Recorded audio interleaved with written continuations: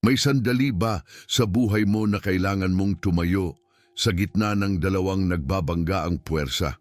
Isang pagkakataon kung saan ang isang maling kilos, isang maling salita, ay maaaring humantong sa sakuna na hindi mo maaaring ibalik. Marahil nangyari ito sa isang relasyon, sa trabaho, o sa gitna ng isang pamilyang pinagwawatak-watak ng hindi pagkakaunawaan.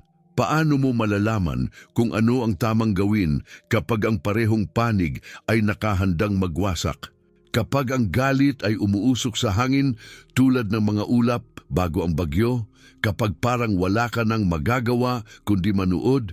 Ngayon, may ilang kwento sa kasulatan na tila nakatago sa mga sulok, mga kwentong hindi palaging nasa sentro ng ating pag-aaral sa Biblia. Ngunit minsan, sa mga kwentong ito natin matatagpuan ang pinakamalalim na karunungan, ang pinakamatinding halimbawa ng pananampalataya na nagbabago ng kasaysayan.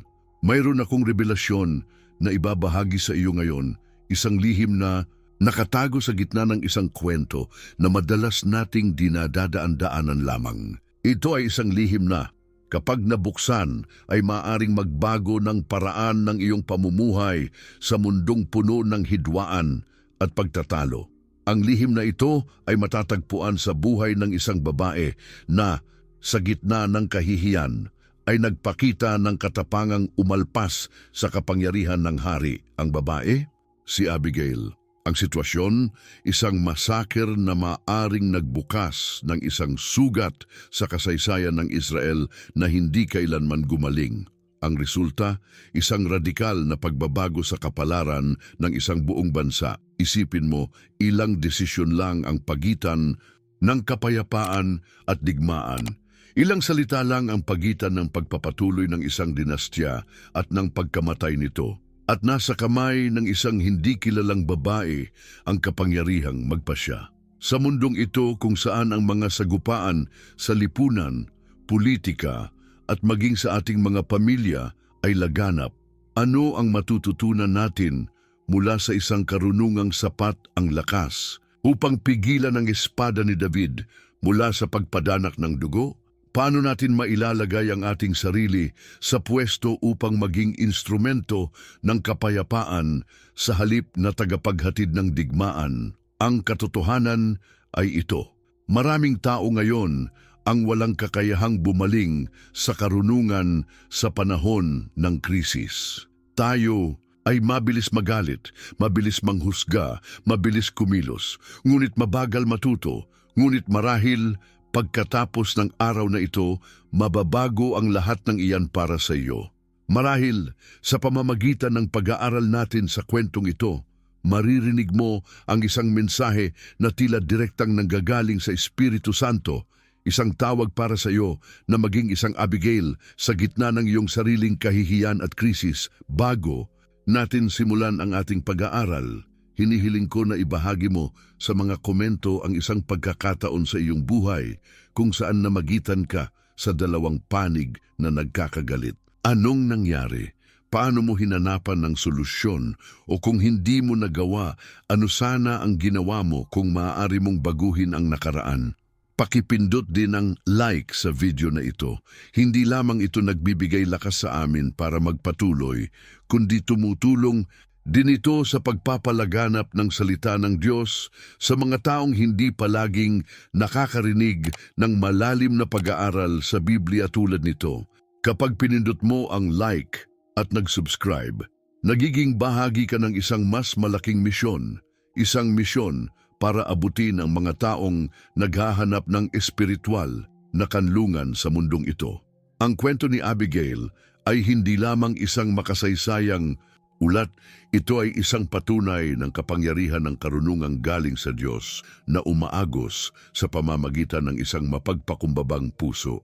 At sa huling bahagi ng video na ito, maghahayag ako ng isang bagay na maaring mag-unlock ng espiritual na biyaya sa iyong buhay. Isang susi na mahahanap mo sa kwentong ito na marahil hindi mo pa nakikita noon. Simulan natin ang ating pag-aaral at tuklasin kung paano binago ng karunungan ng isang babae ang kapalaran ng isang bansa at kung paano maaari nitong baguhin ang iyong buhay din. Sa kadiliman ng isang gabi sa disyerto ng Judea, isang lalaking puno ng galit ang humahakbang. Kanyang mga mata, dating maamo at puno ng musika ng mga salmo, ngayon ay nagniningas sa determinasyon. Siya si David, ang tagapagligtas ng Israel, ang susunod na hari, ngunit sa gabing ito, hindi niya hawak ang kanyang alpa, kundi ang kanyang espada. Hindi ko patatawarin ang kahit isang lalaki sa pamilya ni Nabal pagdating ng umaga. Ang bulong niya sa hangin habang siya at ang kanyang 400 na sundalo ay nagmamartsa sa burol. Suklian ko ng masama ang lahat ng kabutihang ginawa ko sa kanila. Ngunit ano ba ang nangyari para dalhin ang tagahawak ng salmo sa ganitong kilabot na plano ng paghihiganti? Sa 1 Samuel 25, matatagpuan natin ang kwento ng isang kampo ng kalalakihan na nagtrabaho sa mga lupain ng mayayamang nagmamay-ari ng lupa na si Nabal. Si David at ang kanyang mga tauhan, habang tinatalikdan sila ni Haring Saul, ay inaalagaan ang mga pastol at kawan ni Nabal sa disyerto. Hindi lamang sila nagbantay, sila'y naging pader na nagprotekta sa mga kawan mula sa mga magnanakaw at mababangis na hayop. Tanungin ninyo ang sinumang manggagawa ni Nabal, ipinagtanggol ni David. Walang kahit isang tupa ang nawala habang kami nasa piling nila, ngunit nang dumating ang panahon ng paggupit ng balahibo at nang nagpadala si David ng kanyang mga lalaki upang humiling ng makatwirang kabayaran para sa kanilang proteksyon, ang mayabang at mapagmataas na si Nabal ay tumugon ng pag-aalipusta at pagmamaliit. Sino ba itong David? Sino ba itong anak ni Jesse? Ang pagtatanong ni Nabal sa harap ng lahat. Maraming alipin ngayon ang tumatakbo mula sa kanilang mga Panginoon. Bakit ko ibibigay ang aking tinapay, tubig at karne sa mga taong ni hindi ko alam kung saan galing? Isang tahimik na bomba ang sumabog sa mga salitang ito. Hindi lang pagkain ang tinatanggihan ni Nabal. Kinukwestiyon niya ang pagkatao ni David, ang karapatan niya bilang susunod na hari, at higit sa lahat, ang kanyang dangal sa harap ng kanyang sariling mga lalaki.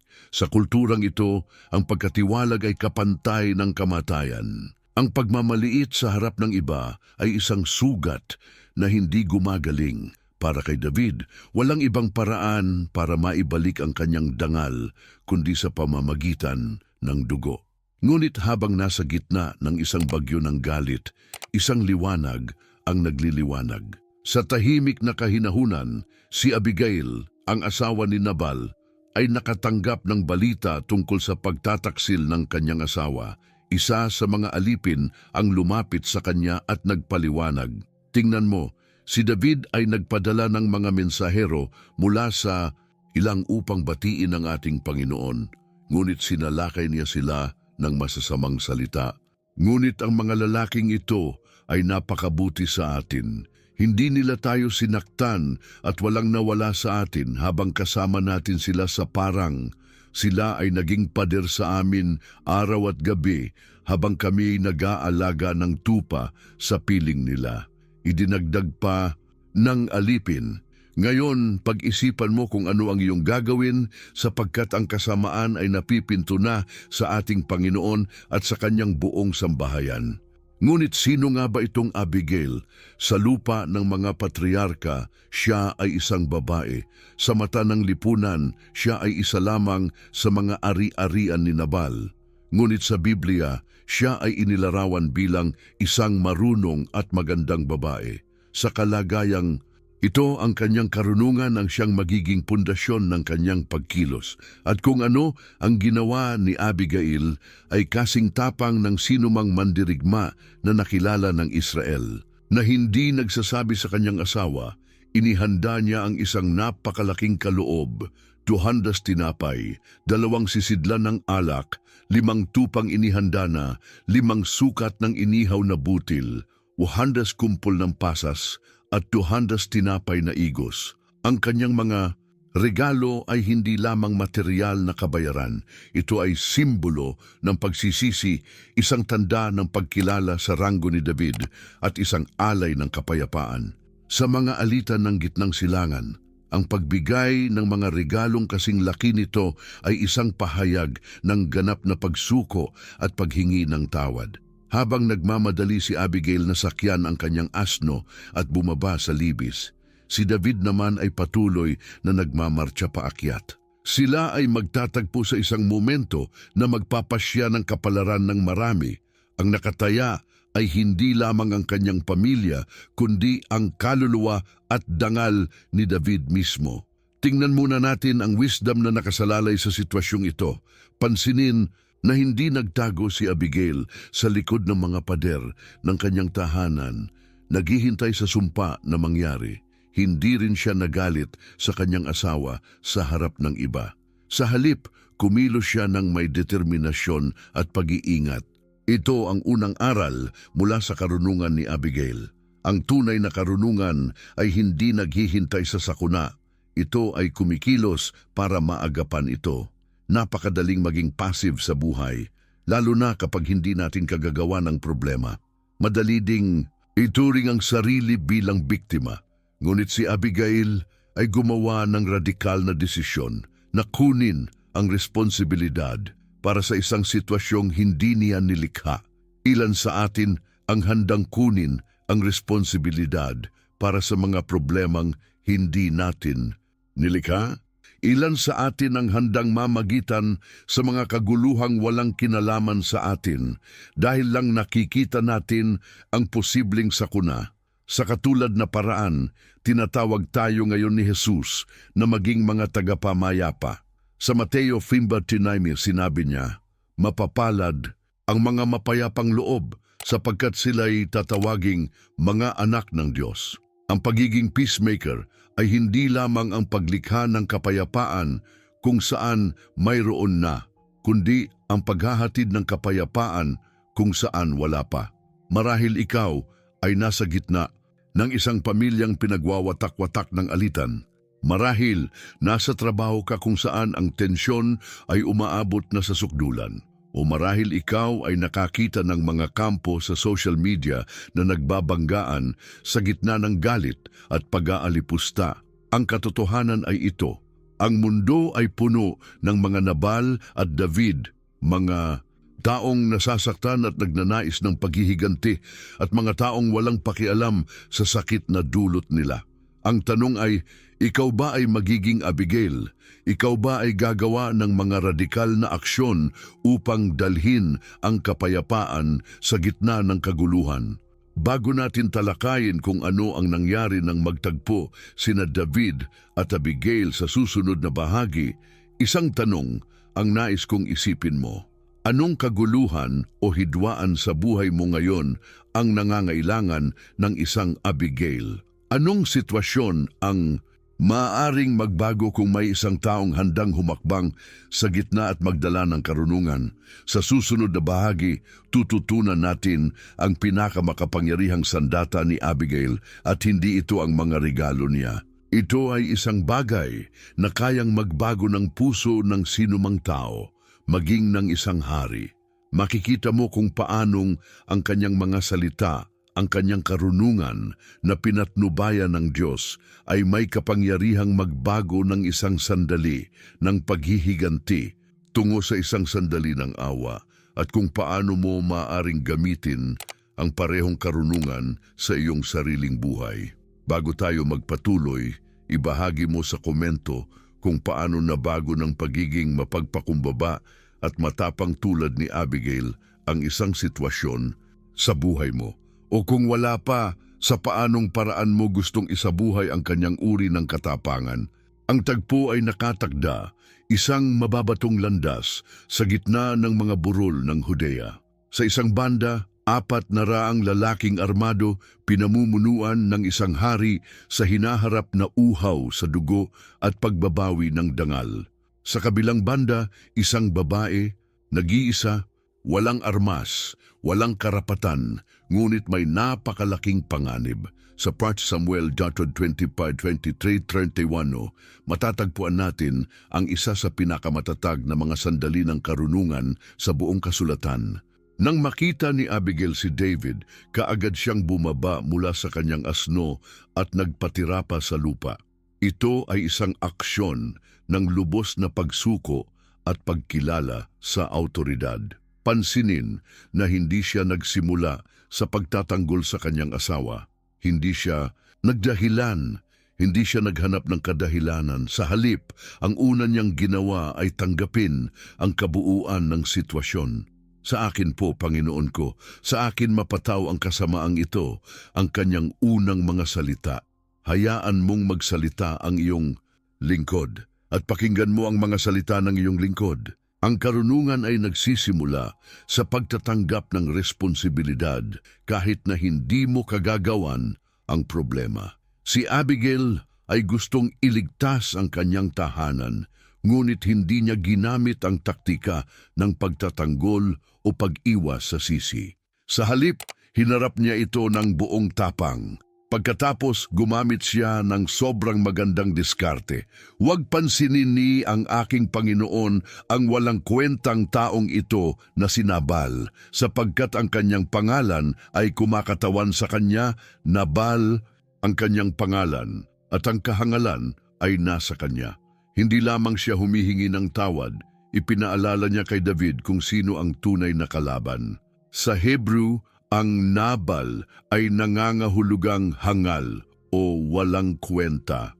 Si Abigail ay mahusay na gumagamit ng salita upang ipaalala kay David na siya ay nakikipaglaban sa isang taong hindi karapat-dapat sa kanyang galit, hindi karapat-dapat sa kanyang oras, at higit sa lahat, hindi karapat-dapat basagin ang kanyang sariling relasyon sa Diyos. Sa esensya, sinasabi niya, bakit mo papatayin ang isang hangal? Bakit mo ilalagay sa panganib ang iyong kaluluwa para sa isang taong ganito lang kababaw? Ang pangalan niya mismo ay nagsasabi na siya ay hindi karapat-dapat sa ganitong saklaw ng tugon. Ito ay isang malalim na psychological insight. Inilagay niya si David sa posisyon upang tingnan ang sitwasyon sa bagong perspektibo, ngunit ang sumusunod na bahagi ng kanyang pananalita ay lalong nakakamanghang. Matapos aminin ang kanyang hindi pagkakaroon ng kaalaman sa nangyari hanggang kamakailan, nagpatuloy si Abigail sa marahil ang pinakamakapangyarihang bahagi ng kanyang mensahe. Ngayon nga, Panginoon ko, habang buhay ang Panginoon at habang ikaw ay buhay, yamang pinigilan ka ng Panginoon sa pagdanak ng dugo at sa paghihiganti sa pamamagitan ng iyong sariling kamay.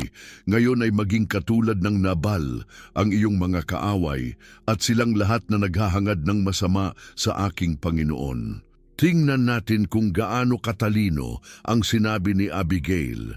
Pinipigilan niya si David sa pamamagitan ng pagpapaalala sa kanya na ang Diyos mismo ang tumutugon sa kanya, at pagkatapos ay binibigyan siya ng isang alternatibong resulta na ang kanyang mga kaaway ay maging katulad ni Nabal, mga hangal na hindi karapat-dapat sa panahon ni David. Idinagdag niya pa ang isang makapangyarihang propesya at visyon para sa hinaharap ni David. At kapag ginawa na ng Panginoon sa aking Panginoon ang lahat ng mabuting bagay na ipinangako niya tungkol sa iyo at itinalaga ka na bilang pinuno ng Israel, hindi ito magiging sanhi ng kalungkutan o sakit ng budhi sa aking Panginoon, maging dahil sa walang dahilang pagdanak ng dugo o sa paghihiganti ng aking Panginoon. Ang diwa ng kanyang mensahe, isipin mo ang iyong kapalaran, David. Isipin mo ang iyong misyon. Iniligtas ka ba ng Diyos kay Saul upang ikaw naman ay maging Saul? Itinalaga ka ba ng Diyos upang maging hari para sa ikaw ay magpapasiya batay sa O bride? Isang araw, David, ikaw ay tatayo bilang hari ng Israel. Ano ang gusto mong maalala mo sa araw na ito? Ang araw na pumatay ka ng isang pamilya para sa dangal o ang araw na pinakita mo ang awa dahil iyon ang ginawa sa iyo ng Diyos. Ang karunungan ni Abigail ay hindi lamang tungkol sa kung paano maiwasan ang isang masaker. Ito ay tungkol sa kung paano tulungan si David na maging ang lalaking nais ng Diyos na maging siya. Ito ang ikalawang aral sa karunungan ni Abigail. Ang tunay na karunungan ay nagpapaalalang maging tapat tayo sa ating mas mataas na pagkatawag, lalo na kapag ang ating galit ay nagbubulag sa atin. Sa isang mundo kung saan ang mga pagkakamali sa social media ay maaaring magresulta sa pagkansela ng isang tao, kung saan ang mga sagupaan ng politika ay ginagawang kaaway ang mga nagkakasundo noon, kung saan ang kultura ng paghihiganti ay nagiging karaniwang ugali, ang karunungan ni Abigail ay isang radikal na paanyaya upang pigilan ang siklo ng galit at paghihiganti para sa kapakanan ng mas mataas na layunin. Isipin ito, kung hindi sumingit si Abigail, si David ay papatay ng walang kasalanan at dadalhin ang kasalanang iyon hanggang sa kanyang pagiging hari. Malamang na hindi na niya masusulat ang marami sa mga salmo na ngayon ay nagbibigay ng kaaliwan sa milyon-milyong tao. Ang isang sandali ng paghihiganti ay sana'y nagbago ng buong kasaysayan ng Israel at hinango ang isang manunubos mula sa kanyang daan. Pagkatapos ng pananalita ni Abigail, ang sagot ni David ay nagpapatunay sa kapangyarihan ng karunungan. Purihin ng Panginoon, ang Diyos ng Israel, na nagpadala sa iyo ngayong araw na ito upang salubungin ako. At purihin ang iyong pagpapasya at ikaw din na ngayong araw ay pumigil sa akin sa pagdanak ng dugo at sa paghihiganti sa pamamagitan ng aking sariling kamay. Nakikita mo, mahal kong kapatid, ang kapangyarihan ng karunungan ay may kakayahang baguhin kahit ang pinakadeterminado na puso. Hindi magagawang baguhin ni Abigail ang kanyang asawa, ngunit sa pamamagitan ng kanyang karunungan, nabago niya ang kapalaran ng isang bansa sa pamamagitan ng pagbabago ng puso ng kanilang susunod na hari. Sa gitna ng mga pagsubok sa ating buhay, madalas tayong nakatuon sa mga bagay na hindi natin makontrol. Ang asawa na hindi natin mabago, ang sitwasyon sa trabaho na tila hindi magbabago, ang mga leader na tila hindi nakikinig. Ngunit ang kwento ni Abigail ay nagpapaalala sa atin, ang katotohanang hindi natin makontrol ang lahat ay hindi nangangahulugang wala tayong kapangyarihang gumawa ng pagbabago. Minsan, ang pinakadakilang pagbabago ay nagmumula hindi sa pagbabago ng mga pangyayari, kundi sa pagbabago ng puso ng isang tao sa pamamagitan ng salita ng Diyos. Sa Kawikaan 15:1, mababasa natin, ang malumanay na sagot ay nakapapawi ng poot, ngunit ang marahas na salita ay nakapupukaw ng galit. Si Abigail ay nagpakita ng lalim ng karunungang ito, hindi lamang sa teorya, kundi sa praktikal na aplikasyon nito sa mismong kalsada ng kamatayan. Ilan sa atin ay tumitingin sa ating mga relasyon at nakikita lamang ang mga pader na hindi natin matibag. Ilan sa atin ang sumusuko sa pag-aakalang hindi naman magbabago ang taong iyan. Marahil ang tawag ng kwentong ito ay hindi upang magpalit ng mga pangyayari, kundi upang maging mahusay na tagapamagitan katulad ni Abigail na gumagamit ng karunungan upang magbigay daan para sa kapayapaan. Ito ang panahon para tanungin ang iyong sarili. Sino ang David sa aking buhay na maaaring kailangan ng karunungan ko? Sino ang kailangang mapigilan mula sa isang landas ng pagkawasak? Mayroon bang relasyon, pamilya o komunidad na nangangailangan ng aking matatag na presensya bilang tagapamayapa? At kung ikaw mismo ang David, kung ikaw ay nasa bingit ng paggawa ng isang desisyon batay sa sugat na damdamin o pride, marinig mo sana ang tinig ni Abigail na nagpapaalala sa iyo sa iyong mas mataas na pagkatawag. Sa susunod na bahagi, tatalakayin natin Ang pinakahuling bahagi ng kwento, isang leksyon tungkol sa kung paano kumikilos ang Diyos upang payapain at itigil ang paghihiganti at kung paano tayo maaaring maging bahagi ng kanyang plano para sa pagbabago. Kung hinaplos ng mensahe na ito ang iyong puso, isipin kung ilan pa ang maaabot natin ng sama-sama. Maging miyembro at maging bahagi ng isang kadena ng pag-asa na tahimik na lumiligtas ng mga puso at nagpapagaling ng mga sugat na hindi nakikita ng mundo. Bawat bagong miyembro ay naglalaan ng espiritual na kanlungan para sa isang kaluluwa na sa ibang paraan ay walang makukuhang pag-asa. Bago tayo magpatuloy, nais kong tanungin, paano mo nakikitang maaaring magkaroon ng epekto ang ganitong uri ng karunungan sa iyong mga relasyon o kapaligiran? Gaano kahirap para sa iyo ang magpakita ng kalma at karunungan sa gitna ng tensyon tulad ng ginawa ni Abigail? Ibahagi sa komento ang iyong saloobin. Sa susunod na bahagi, ihahayag ko kung paano nagbunga ang katapatan at karunungan ni Abigail at isang hindi inaasahang twist sa kwento na nagbibigay ng pag-asa sa bawat isa sa atin. Ang kwento ni Abigail ay hindi nagtatapos sa kanyang tagumpay sa pagpigil kay David. Sa katunayan, ang pinakamahalagang bahagi ng kwento ay maaring nasa kung ano ang sumunod. Dahil sa kwentong ito, makikita natin hindi lamang ang paghuhusga ng Diyos, kundi pati na rin ang kanyang pagpapatunay sa karunungang nagliligtas. Pagkatapos ng tagpo sa libis, umuwi si Abigail sa kanyang tahanan. Sa 1 Samuel 25:36, matatagpuan natin si Nabal na nagdiriwang na parang hari, nagsasaya sa kanyang bahay tulad ng piging ng isang hari. Si Nabal sa kanyang kayabangan ay walang kamalay-malay kung gaano siya naging malapit sa kamatayan. Habang siya ay nagdiriwang, siya ay walang alam na ang kanyang buhay ay naging kasing tipid ng sinulid, nakaasa lamang sa karunungan ng asawang kinamumuhian niya.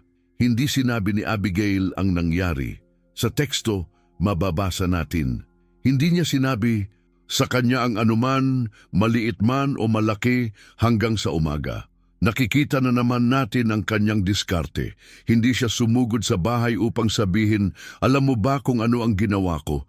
Iniligtas ko ang iyong buhay mula sa kamay ni David. Kung hindi dahil sa akin, ikaw ay patay na ngayon. Hindi siya humahanap ng papuri o pagkilala. Si Abigail ay naghintay para sa tamang sandali. Sa umaga, nang nawala na ang alak kay Nabal, sinabi niya ang lahat ng mga pangyayari. At ang tugon ni Nabal, ang kanyang puso ay namatay sa loob niya at siya ay naging parang bato. Sa loob ng 10 araw, si Nabal ay namatay. Ano ang nangyari? Sa talata 38, malinaw ang sinasabi ng Biblia. Pagkaraan ng 10 araw, sinaktan ng Panginoon si Nabal at siya'y namatay. Ito ay isang napakahalaga at minsan ay nakakalimutang aspeto ng karunungan. Hindi tayo ang huling hukom. Si Abigail ay hindi kumilos upang parusahan ng kanyang asawa. Hindi niya hinanap ang paghihiganti. Hindi niya kinutiya si Nabal nang bumalik siya. Hindi niya pinagmamalaki ang kanyang karunungan. Sa halip, gumawa siya ng matapang na hakbang, nagsalita ng katotohanan, at pagkatapos ay iniwanan ang resulta sa kamay ng Diyos. Ito ang pangatlong aral mula sa karunungan ni Abigail. Ang tunay na karunungan ay kumikilos, ngunit iniiwan ang paghuhusga sa Diyos. Sa Roma 12:19 sinasabi sa atin, mga minamahal, huwag kayong maghiganti para sa inyong sarili, kundi bigyan ninyong daan ang poot ng Diyos. Sapagkat nasusulat akin, ang paghihiganti, ako ang gaganti, sabi ng Panginoon. Isa sa pinakamasarap na bunga ng karunungan ay ang kalayaang huwag humawak sa galit. Kapag kumikilos tayo ng may karunungan tulad ni Abigail, nakakaligtas tayo sa mabibigat na pabigat ng paghuhukom at paghihiganti. Maaari nating gawin ang ating bahagi at ipaubaya ang resulta sa Diyos. Nakikita natin sa kwentong ito ang kahangahangang balanse ng biyaya at hustisya. si David ay nakaligtas mula sa pagkakasala ng walang dahilang pagpatay. Si Abigail at ang kanyang sambahayan ay naligtas at si Nabal ay humarap sa paghuhusga ng Diyos, hindi sa kamay ng tao, kundi sa tamang panahon ng Diyos at sa kanyang paraan. Nasasabik ang kwento pagkatapos dahil nang marinig ni David ang tungkol sa kamatayan ni Nabal, hindi niya ipinagdiwang ito, hindi niya sinabing, nakita mo iyon ang nararapat sa kanya. Sa halip, pinuri niya ang Diyos dahil siya ay naligtas mula sa kasalanan. At pagkatapos, nagpadala siya ng mensahe kay Abigail. Inaalok siyang maging asawa, ang babae na walang kapangyarihan at karapatan sa ilalim ng lipunan ay naging reyna. Ang karunungan niya ay hindi lamang nakaligtas ng mga buhay. Ito ay nagdala sa kanya sa isang bagong kapalaran. Si Abigail, mula sa kahihiyan ng pagkakaroon ng isang hangal na asawa, ay naging isa sa pinakamahalaga at marunong nakabiyak ng hari ng Israel. Isang mahalagang refleksyon para sa atin. Madalas tayong nakakulong sa mga sitwasyon na parang walang pag-asa, mga relasyon na tila permanente at kahiya-hiya. Ngunit ang kwento ni Abigail ay nagpapaalala sa atin na ang Diyos ay may kakayahang baguhin ang ating kalagayan sa hindi inaasahang mga paraan. Ang pagsunod sa karunungan ay hindi nangangakong aalisin tayo agad mula sa kabagabagan. Ngunit ito ay garantiya na tayo ay kumikilos sang-ayon sa kalooban ng Diyos. At sa huli, gagawin niya ang tama. Naniniwala akong may mga Abigail na nakikinig ngayon, mga taong nasa kahihiyang sitwasyon na nakakulong sa relasyon na tila walang pag-asang mabago. Narito ang katotohanan, maaaring hindi pa natin nakikita ang buong kwento. Sa pananampalataya, maaari tayong kumilos ng may karunungan, humakbang ng may tapang, at hayaang gawin ng Diyos ang nalalabi.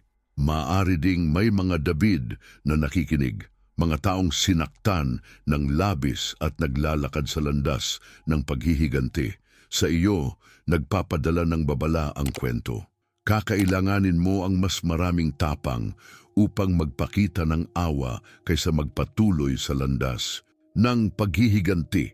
Ngunit ang awa na ipinakikita mo ngayon ay maaaring ang mismong bagay na magliligtas sa iyo mula sa isang kapalaran na puno ng kalungkutan at pagsisisi.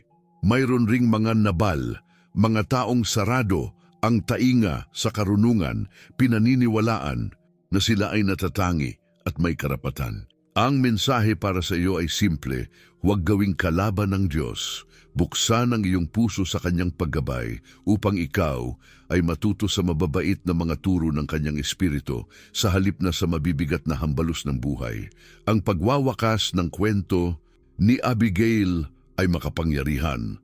Sa 1 Samuel 25:42 mababasa natin, si Abigail ay mabilis na tumayo at sumakay sa isang asno kasama ang 5 babae niyang tagapaglingkod na sumusunod sa kanya. At sumunod siya sa mga mensahero ni David at naging asawa niya.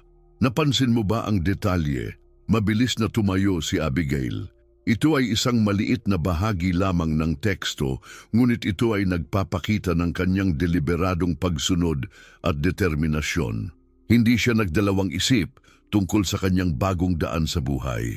Hindi siya nagdalawang isip bago tanggapin ang tawag na maging kabiyak ng susunod na hari. Alam niya ang karunungan at timing ng Diyos at kumilos siya ng may pagtitiwala. Hindi natin alam kung ano ang maaaring mangyari sa ating mga buhay kapag ginamit natin ang karunungan sa mga kritikal na sandali.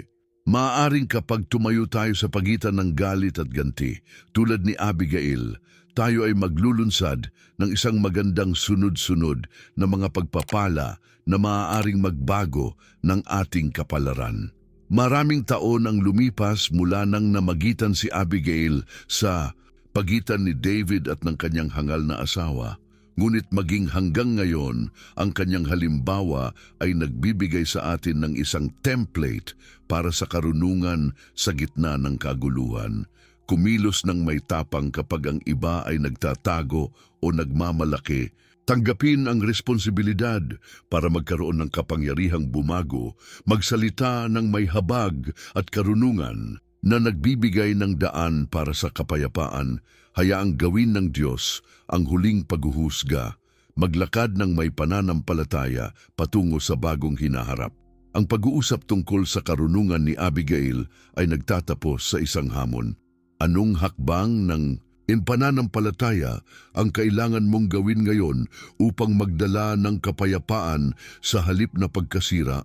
Anong sitwasyon ang nangangailangan ng iyong marahang pananalita at matapang na pagkilos kahit na ang pinakamaliit na hakbang tungo sa kapayapaan ay maring magbunga ng mga resulta na hindi mo pa naisip?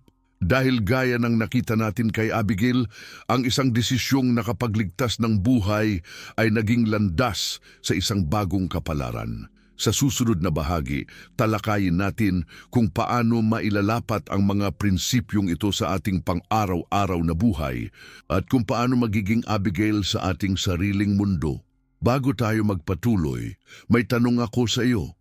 Kailan ang huling pagkakataon na pinamagitanan mo ang dalawang tao o grupo na nagkakasalungatan? Ano ang ginawa mo? Ibahagi sa mga komento ang iyong karanasan o kung paano mo nakikitang mailalapat ang karunungan ni Abigail sa iyong sariling buhay. Bawat bagong miyembro ay nagsisiguro na ang salita ng kaginhawaan na ito ay makarating sa isang taong malapit ng sumuko ngayon. Kung nagsalita sa iyo ang Diyos, hayaang magsalita siya sa pamamagitan mo ngayon. Sa susunod na bahagi, isasama natin ang lahat ng mga aral na ito at tutuklasin kung paano tayo magiging makabuluhang tagapagdala ng kapayapaan sa mundo ngayon. May hindi inaasahang kaloob na naghihintay sa iyo sa pagtatapos, kaya manatili hanggang sa dulo. Mahal na kaibigan, pinahahalagahan ko ang iyong pagtitiyaga at dedikasyon sa paglalakbay na ito. Ang pagdating mo hanggang sa puntong ito ay nagpapakita ng iyong pagkagutom para sa malalim na espiritual na katotohanan at iyong pagnanais na maging instrumento ng kapayapaan sa mundo. Hindi maraming tao ngayon ang naglalaan ng oras para sa ganitong uri ng pag-aaral, kaya ang iyong presensya dito ay isang regalong hindi ko ipinagwawalang bahala. Naglakbay tayo sa buong kwento ni Abigail, isang ordinaryong babae na gumawa ng hindi pangkaraniwang pagpapasya na nagbago ng kapalaran ng buong bansa. Tinuklasan natin kung paano siya humarap sa isang mundong puno ng mga ego at galit at kung paano niya ginamit ang kanyang karunungan upang maging daan para sa kapayapaan sa halip na pagkasira. Ngayon, nais kong ibalik tayo sa kung ano ang maaaring mangyari kung hindi sumingit si Abigail. Isipin ang tanong na ito. Ano ang mawawala sa kasaysayan kung nagpatuloy si David sa kanyang landas? Una, magkakaroon ng masaker. Ang buong sambahayan ni Nabal, maaaring kasama ang ilang inosenteng tao, ay mamamatay. Pangalawa, magkakaroon si David ng isang matinding kasalanan na dadalhin ang hindi makatuwirang pagpaslang ng mga walang kalaban-laban. Pagkatapos, mahihirapan siyang magsulat ng mga salmo tulad ng Panginoon. Sino ang mananahan sa iyong tabernakulo? Sino ang mananahan sa iyong banal na burol? Siya na lumalakad ng may integridad, gumagawa ng matuwid, at nagsasalita ng katotohanan sa kanyang puso. Pangatlo, kapag itinalaga siyang hari ng Israel, ang kanyang paghahari ay mababahiran ng isang madilim na alaala. Isang paghatol sa galit na hindi karapat-dapat sa isang piniling hari ng Diyos. At pang-apat, hindi sana niya nakatagpo si Abigail na magiging isa sa kanyang pinakamahalagang tagapayo at suporta bilang asawa. Ang lahat ng ito ay napigilan ng isang karunungang kumikilos. Ngayon, isipin natin ang ating sariling mundo. May mga David din tayo sa ating buhay, mga taong nasaktan at naghahangad ng paghihiganti. May mga Nabal din tayo, mga taong mapagmataas at walang pakialam sa epekto ng kanilang mga salita at kilos. At narito tayo, tulad ni Abigail, nasa gitna, May pagkakataong maging mga tagapagdala ng kapayapaan at karunungan. Paano natin magiging isang Abigail sa ating panahon? Una, dapat nating aminin na ang kapayapaan ay hindi dumating sa pamamagitan ng paghihintay. Hindi nagkakusa ang kapayapaan. Ito ay resulta ng mga deliberadong aksyon ng mga taong naniniwala na ang kapayapaan ay posible. Si Abigail ay hindi nagtago sa kanyang silid noong nalaman niya ang tungkol sa papalapit na atake ni David. Hindi siya nagdasal lang at naghintay na maayos ang lahat. Siya ay kumilos at kumilos ng mabilis. Sa mundo natin ngayon, tayo ay madalas na paralisado ng mga suliranin sa ating paligid. Napakalaki ng mga hamon sa ating pamilya, komunidad at bansa, kaya parang tayo ay walang magagawa. Ngunit itinuturo ni Abigail na ang karunungan ay nagsisimula sa desisyong kumilos. Ikalawa, nangangailangan ng tunay na pagpapakumbaba ang maging tagapagdala ng kapayapaan. Nang dumating si Abigail kay David, hindi siya dumating bilang isang eksperto o kritiko. Hindi siya dumating para magturo o mangaral. Siya ay dumating sa diwa ng pagpapakumbaba na nagpapatira pa sa lupa, na kumikilala sa kanyang lugar sa sitwasyon. Gayunpaman, ang kanyang pagpapakumbaba ay hindi humadlang sa kanyang katapangan. Sa katunayan, ito ang nagbigay sa kanya ng kapangyarihang magsalita. Sa ating mundo ng social media at polarized na usapan, lahat ay parang eksperto. Lahat ay may opinion. Ngunit ipinapakita ni Abigail na ang tunay na kapangyarihan ng karunungan ay hindi nagmumula sa ating kakayahang marinig ang sarili nating boses, kundi sa ating kakayahang magpakumbaba upang marinig at maunawaan ang mga nasa ating paligid. Ikatlo, ang karunungan ni Abigail ay nagmumula sa kanyang kakayahang iugnay ang kasalukuyang sitwasyon sa mas malaking konteksto. Ipinaalala niya kay David ang kanyang pagkakakilanlan, kanyang patutunguhan at kanyang relasyon sa Diyos. Nakita niya ang mas malaking larawan na hindi nakita ni David sa gitna ng kanyang galit. Sa ating sariling buhay, dapat nating itanong, paano ko mauugnay ang hidwaang ito sa mas malaking kwento ng pagmamahal at kapatawaran ng Diyos? Paano ko matutulungan ang mga tao sa aking buhay na makita ang higit pa sa kanilang kasalukuyang sakit o galit? Paano ko sila matutulungang makahanap ng bagong perspektibo tulad ng ginawa ni Abigail kay David? Ika-4, ginamit ni Abigail ang kapangyarihan ng maingat na pananalita. Wala siyang sinabi na walang layunin o direksyon. Bawat salitang ginamit niya ay nakatuon sa pagpapakalma, pagpapalinaw at pagbibigay ng bagong daan para kay David. Hindi siya nagsalita mula sa emosyon, kundi mula sa malalim na pagkaunawa sa puso ng tao. Gaano kadalas tayong nagsalita mula sa ating emosyon sa halip ng karunungan? Gaano kadalas tayong nagpapalabas lang ng mga salitang nakakasakit sa halip na maingat na pumili ng mga salitang nagpapagaling? Ang kwento ni Abigail ay nagaanyaya sa atin na pag-isipan ang bawat salita, na tanungin ang ating sarili, ang mga salitang ito ba ay magdadala ng kapayapaan o magdaragdag lamang ng galit? Sa Santiago 3:17-18, mababasa natin, ngunit ang karunungang mula sa itaas ay una sa lahat ay dalisay, sa kamapayapa, mahinahon, masunurin, puno ng awa at mabubuting bunga, walang kinikilingan at walang pagbabalat kayo. Ang bunga ng katuwiran ay itinatanim sa kapayapaan para sa mga gumagawa ng kapayapaan. Ang karunungan ni Abigail ay talagang mula sa itaas. Dalisay, mapayapa, mahinahon, masunurin, puno ng awa at nagdulot ng mabuting bunga. At bilang resulta, nag-ani siya ng kapayapaan, hindi lamang para sa iba, kundi para sa kanyang sarili din. Ngayon, upang maisara ang ating pag-aaral, may dalawang mahalagang tanong akong nais ipasa sa iyo. Una, nakikita mo ba ang oportunidad na maging isang Abigail sa iyong buhay ngayon? May nararamdaman ka bang tawag para tumayo sa gitna ng dalawang nagbabanggaang partido at magdala ng karunungan? Mayroon bang sitwasyon kung saan ikaw at tanging ikaw ang may posisyon upang magdala ng kapayapaan? Ikalawa, handa ka bang magkaroon ng tapang tulad ni Abigail? Makakagawa ka ba ng mahirap na desisyon upang makipagharap sa galit gamit ang awa, sa paghihiganti gamit ang karunungan, sa hidwaan gamit ang kapayapaan? Iyan ay nangangailangan ng tapang, ngunit nakita natin sa pamamagitan ni Abigail na posible ito. At ngayon, ibubunyag ko ang kaloob na ipinangako ko sa iyo sa simula ng video na ito. Ang spiritual na susi na nais kong ibigay sa iyo ay matatagpuan sa iyong pagkilala sa kung sino ka sa kwentong ito. Kapag nais natin ilapat ang kwento ni Abigail sa ating buhay, kadalasan ay iniisip nating tayo ay katulad ni Abigail, ang marunong, ang mapayapa, ang handang mamagitan.